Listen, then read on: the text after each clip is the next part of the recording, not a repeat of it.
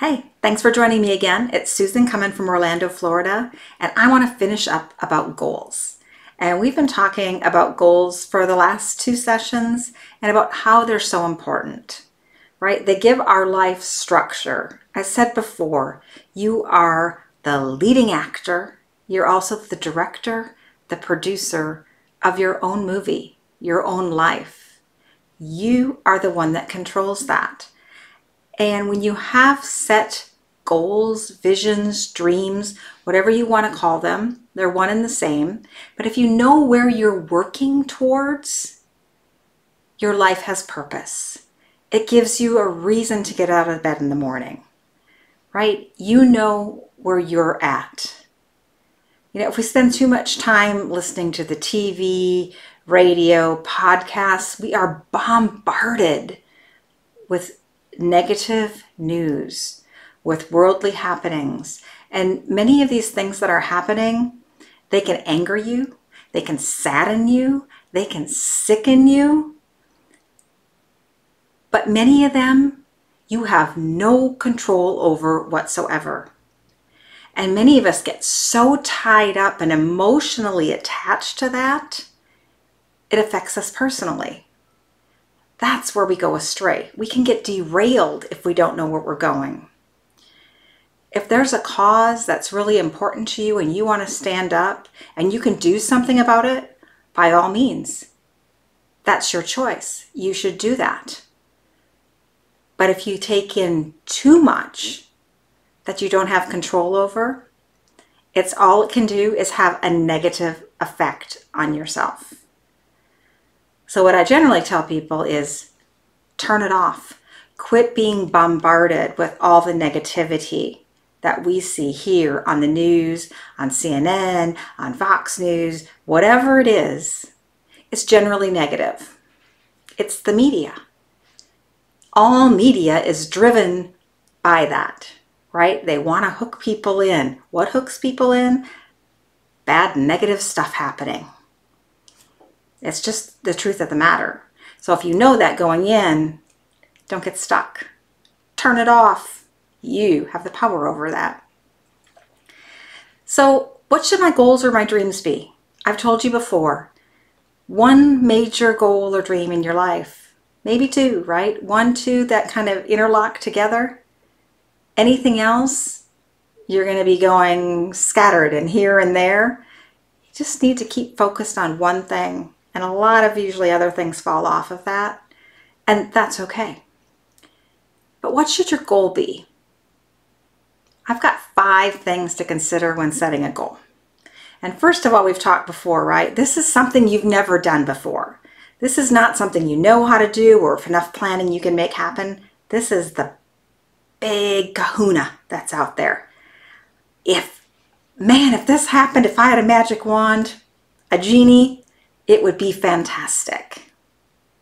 So here you go. The 5 things to put your dream to the test. First of all, does it give you life? Are you passionate about it? Does it expand you? Are you excited when you talk about it?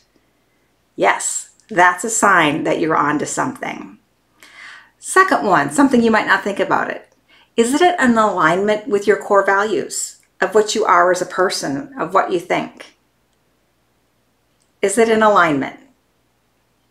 Okay. Someone's like, well, what does that mean? I have a friend that's a practicing Muslim, and she explains it this way. She goes, I could, in my dream, want this rockin' hot beach body that I could go walk around and everyone would whatever look at me and I would be like a pinup poster girl. Now here's the thing is, as a practicing Muslim woman, she doesn't believe that. Her core values are basically that she is covered. I see her face, she's got a beautiful face, but the rest of her is basically covered in her black tunic. And her body is for her and her husband and probably her children at home in the privacy of their home to see. That would not be in alignment with her core values because her core values are to practice her religion in that way. So it has to be in alignment with whatever that you feel. The third thing is, it has to cause you to grow. Sometimes I forget where I'm at on my list. It can't be something you've done before. It has to grow. That's part of the journey of life, that directing you to grow. The next thing it has to have, you have to have help from a higher power. Something outside of yourself has to help you to get from point A to point Q, or wherever it is you're going on that scale. You need help. You don't know how to do it. You don't know how to do it. And lastly, you might not think about this. There has to be good in this goal, this dream, or this vision. There has to be good in it for others. When you attain that goal, when you get to that pinnacle, you have to have something in it for others. It's what life really is all about. It's about we're here to serve. We're here to give. That's really what lights us up and brings us life. So the 5 things quickly. Does it light me up? Does it align with my core values? Will it cause me to grow? Do I need help from a higher power to get there? And is there something good in it for others? That's that in a nutshell. You see, because our dreams, they bring us life. They give us that spark. They give us that passion. When the world seems like it's going crazy and your life is getting hard and you're going through struggles, you gotta know you're headed towards a better place. And I want to finish with a quote from Langston Hughes. And this runs through my mind frequently, and I hope you'll enjoy it. Langston Hughes says, "Hold fast to your dreams. Because when dreams die, your life becomes a broken-winged bird that cannot fly." I want each and every one of you listening to fly. I want your lives to skyrocket. I want you headed in places that you've never tempted to go before.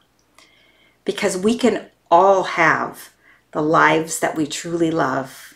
We can design them and we can take ourselves there. And the good news is when we go there, we take those in our circle and our communities and our families with us. And we become that pebble, that rock that you throw into the pond, and that positive ripple effect goes out and helps others along the way. That's all I have for you today. Have a great one, and we'll catch you later. Bye-bye for now.